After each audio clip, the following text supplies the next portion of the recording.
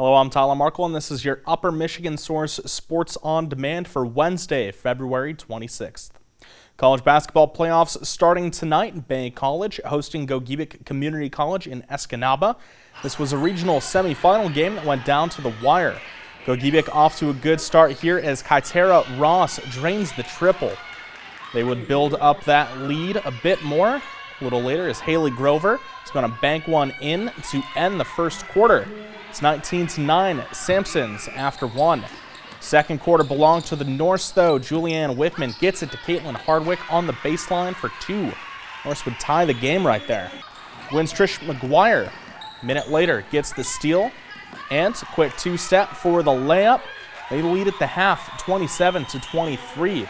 And they would continue to build on a lead, 9-point lead actually, as North Dickinson's Wickman is going to make the basket underneath. She and Hardwick both had 18, but the game was far from over. In fact, it came down to the last play. Time winding down, Gogebic's Ariana White is going to get it, launches up a prayer, and it's answered. 0.4 of a second to play. Gogebic leads 60-57. It's her third triple. She had 11 points. Last chance for Bay College prayer. It's going to be inbounded to Hardwick. Shot up. No good. Third time seems to be the charm for Gogebic as the SAMSONS stun the NORSE 60-57.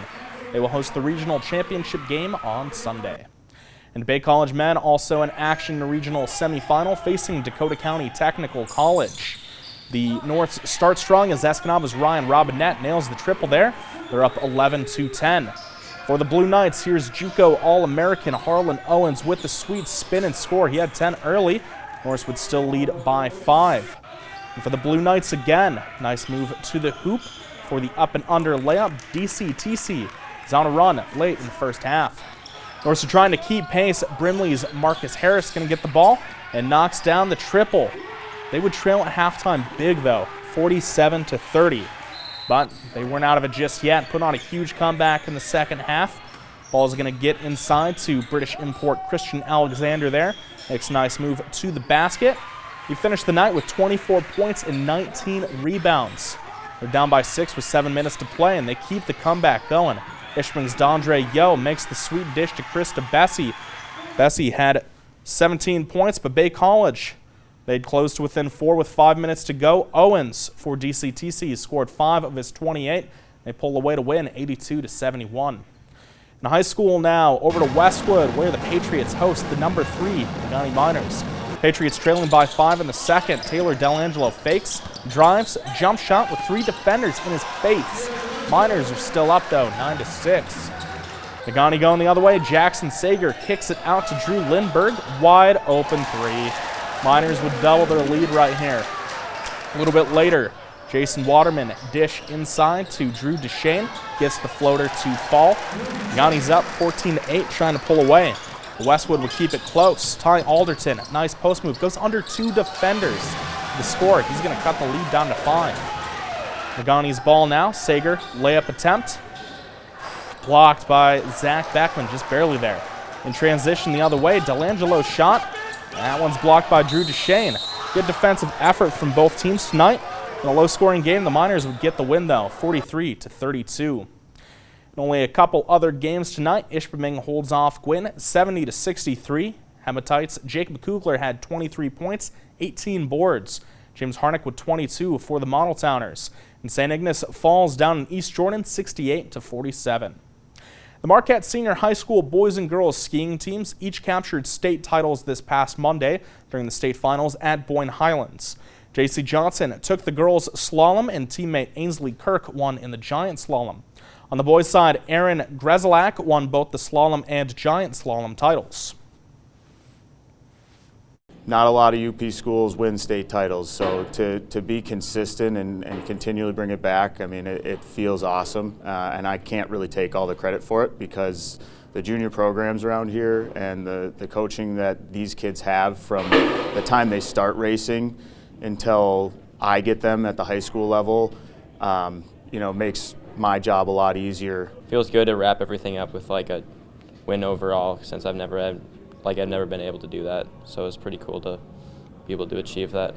We won all 4 years of my high school career, which was really nice. And my high school goal was to get a state title, individual state title, and I did senior year, so it was a really good way to wrap it up.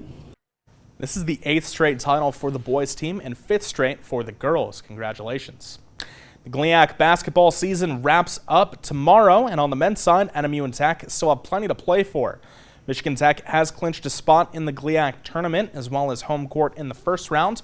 A win against Northern and a Grand Valley loss would give the Huskies the 2 seed.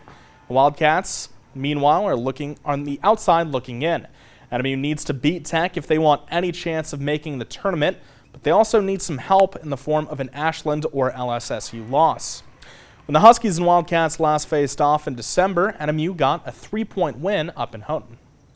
They beat us pretty good downstairs on the last second shot, but you know, we got to approach it as a rivalry game first, and then you know, we have a long list of reasons why we need to be successful. I'm sure they do too, but I'm more concerned about, you know, what we're doing, what we do, and if we treat this like a rivalry game and beat Michigan Tech, we'll be fine.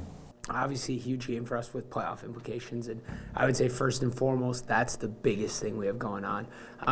The reason it is about Tech is if we win, we go to Tech, and if we win, we'll be 2-0 against Tech, and we'll go to Tech for a chance to go 3-0. I told our seniors, you know, we'd finished 10-10. Last year's team finished 11-9. I think a 10-10 team that beat Tech twice, and if you could beat Tech a third time, that might go down in the Northern annals as one of the better men's basketball seasons, not resulting in an NCAA tournament or a conference championship. I can't think of, other than an NCAA tournament or a conference championship, I think kind of ruining Tech seasons would be about as good of a season as you could possibly have. The Huskies and Wildcats tip off Thursday night at 5:30 from the Barry Event Center. You could catch that game on Fox UP. And the NMU and Tech women will also face off Thursday at the Barry Event Center. When they played up in Tech in December, the Huskies dominated, cruising to a 68-28 victory. Since the new year, the Wildcats have found their form and clinched a playoff spot despite constantly dealing with injuries. The Huskies, meanwhile, are the last ones in, needing a win to guarantee a place in the tournament. If they lose, they would need a Northwood to lose as well. And I know coming into this game, with the way that the game went here, us beating them by 40, I know they're going to be coming into it with a chip on their shoulders. So that just means we have to get ourselves ready mentally for that game, even more so, to be able to match their intensity and bring a great effort. It's about the tournament for me, you know, and preparing my team for the conference tournament all season long. And we're the number 5, unless we are the number 5 seed, we're going to Parkside. So it doesn't really matter what happens in this game other than it's Tech. This is a really important game for Tech's women's program. If they lose, they're probably not going to get in the conference tournament. And so they got a lot to play for. And I'm still trying to prepare our team for next Tuesday, to be honest with you. That game tips off right after the men's game, also on Fox UP.